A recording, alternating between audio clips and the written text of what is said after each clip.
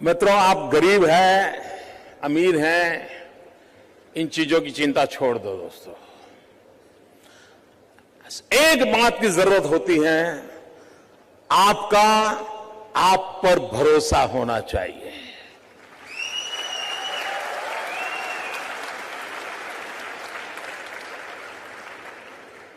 मित्रों, मेरे परिवार में 7 पीढ़ी में राजनीति का रवि मालूम नहीं है।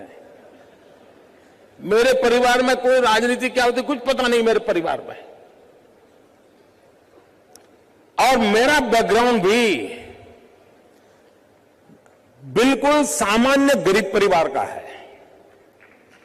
आप में से बहुत कम लोगों को मालूम होगा, मैंने पहली बार अभी 2 दिन पहले दिल्ली में आया था तो पहली बार अपने मुंह से मैं बोला था, मित्रों, मैं बचपन में रेल के डिब्बे में चाय बेचता था।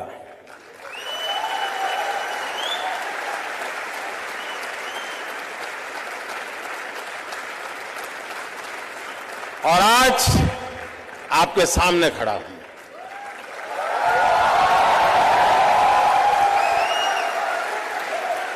और इसलिए दोस्तों, आप ये चिंता छोड़ दीजिए आपका बैकग्राउंड क्या है। बिल्कुल घबराइए मत दोस्तों। आप किस परिवार में पैदा हुए हो, किस अवस्था में पैदा हो, चिंता छोड़ दीजिए दोस्तों। अगर आपके दिल में समाज के लिए, देश के लिए करने की आग है, निकल पड़िए दोस्तों, रास्ता अपने आप मिल जाएगा।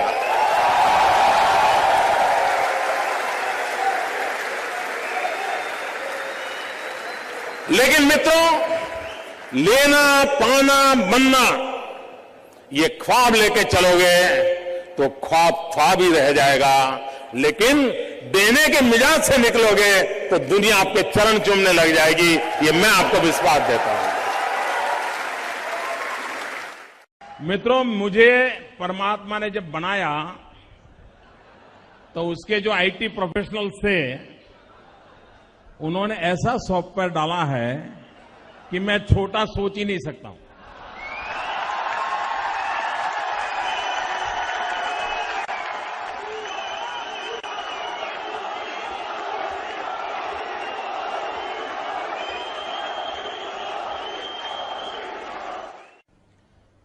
कि पिछले 10 साल से मोदी पर इतने जुल्म किए, लेकिन ये किस मिट्टी का बना हुआ है, इसको कुछ होता नहीं।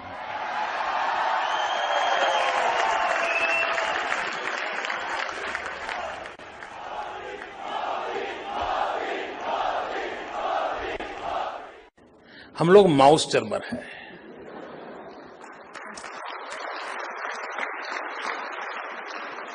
और मित्रों, आज मेरे हिंदुस्तान का नौजवान कंप्यूटर के माउस पे हाथ रख करके पूरी दुनिया को डुलाने की ताकत रखता है। ये ताकत मेरे देश में है। ये ताकत मेरे देश के नौजवान में है। मित्र, पूरी उंगली के भरोसे पूरे विश्व के अंदर हिंदुस्तान की पहचान बनाने का काम ये मेरे देश के 20-22 साल के नौजवानों ने किया है। इस देश के किसी नेता ने नहीं किया है। मित्र, 21वीं सदी बनाने का सामर्थ्य है तो हमारे युवाओं में है। हम भाग्यवान हैं, इस सदी में हमारे पास विश्व के सर्वाधिक नौजवानों की फौज वाला ये हिंदुस्तान है। ये हमारी दूसरी ताकत है। वैल्यू एडिशन कैसे करें, और वैल्यू एडिशन की दिशा पर हमने बल देने का प्रयास किया है।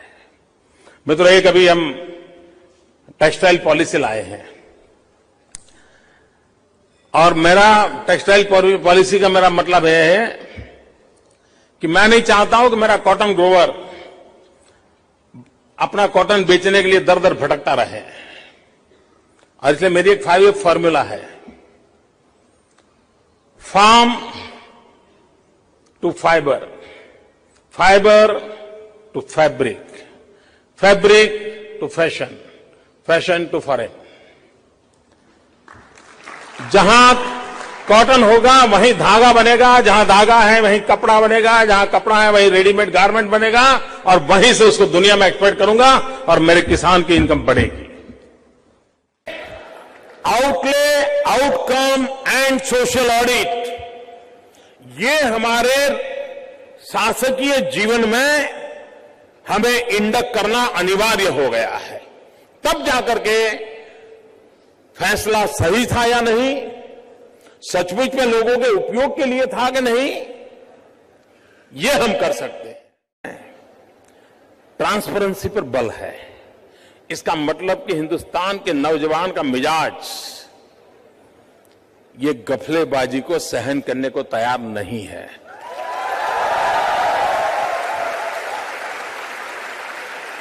दो काम कम हो गए तो इसको मंजूर है, लेकिन बेईमानी मंजूर नहीं है इस देश को, यह तय हो चुका है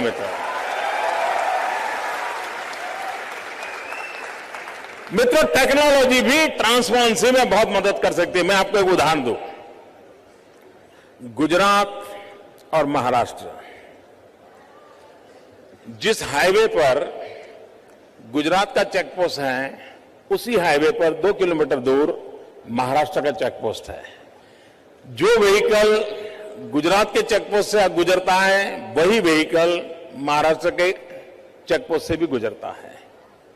जितना रेट गुजरात का है टैक्स, उतना ही टैक्स महाराष्ट्र का है। लेकिन गुजरात की इनकम गत 2-3 साल में महाराष्ट्र से उस चेक पोस्ट पर 600 करोड़ रुपया ज्यादा है।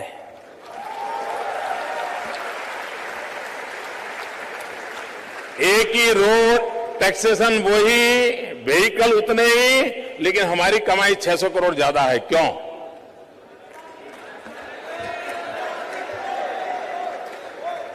मित्रों, हमने टेक्नोलॉजी का उपयोग किया है। मित्रों, मेरी पहचान तो है हिंदुत्ववादी की,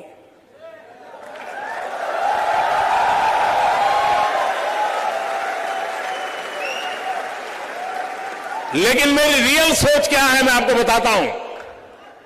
मैंने मेरे राज्य में बड़े हिम्मत के साथ एक बात कही है और लगातार कहता हूं। जो मेरी छवि है वो ये हिम्मत नहीं कर सकता है, लेकिन मैं करता हूं। मैं कहता हूं, पहले शौचालय फिर देवालय।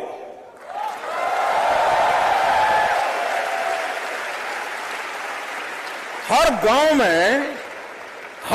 में लाखों रुपयों के देवालय तो है, लेकिन शौचालय नहीं है। मित्र, स्वामी विवेकानंद ने सपना देखा था कि मैं साफ देख रहा हूं कि मेरी भारत माता एक दिन जगत गुरु के स्थान पर विराजमान होगी। विश्व गुरु के रूप में मैं मेरी भारत मां को देख रहा हूं, और एक बार मेरी भारत माता पूरी शक्ति के साथ, समृद्धि के साथ, सामर्थ्य के साथ विश्व के अंदर नेतृत्व करती होगी। नौजवान दोस्तों, मेरा बाबा विवेकानंद के शब्दों में बड़ी मेरी श्रद्धा है। उन्होंने ये बात कहे 125 साल हो गए। उनका जीवन काल 150 साल का जन्मदिन मना रहे हैं। 25 साल की आयु में विश्वास उन्होंने प्रकट किया था। क्या मित्रों, हम लोगों का दायित्व नहीं है कि स्वामी विवेकानंद जी की 150वीं जयंती पर हम उनके सपनों को पूरा करने का संकल्प करें? क्या हम लोगों का दायित्व नहीं है कि इस पूरे विश्व में हिंदुस्तान का डंका जमाने वाले इस महापुरुष ने जो कहा है उसको चरितार्थ करने के पीछे अगर थोड़ी सी मेहनत करें तो हम दुनिया पलट सकते हैं? मित्रों, आज समय की मांग है कि स्वामी विवेकानंद जी की 150वीं जयंती जब मना रहे हैं तब, और भारत की युवा शक्ति के भरोसे हम भव्य दिव्य भारत के निर्माण का सपना देख करके हम आगे बढ़ सकते हैं। हिंदुस्तान के नौजवान को अब जातिवाद का जहर कोई पिला नहीं सकता है। हिंदुस्तान के नौजवान को कौमवाद का जहर कोई पिला नहीं सकता है। इस देश का जवान अब एक ही भाषा समझता है, एक ही मंत्र का जाप करता है, एक ही सपने की आरोपना करता है।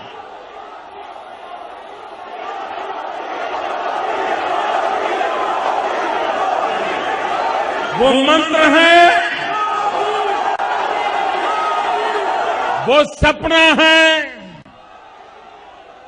विकास, विकास और विकास।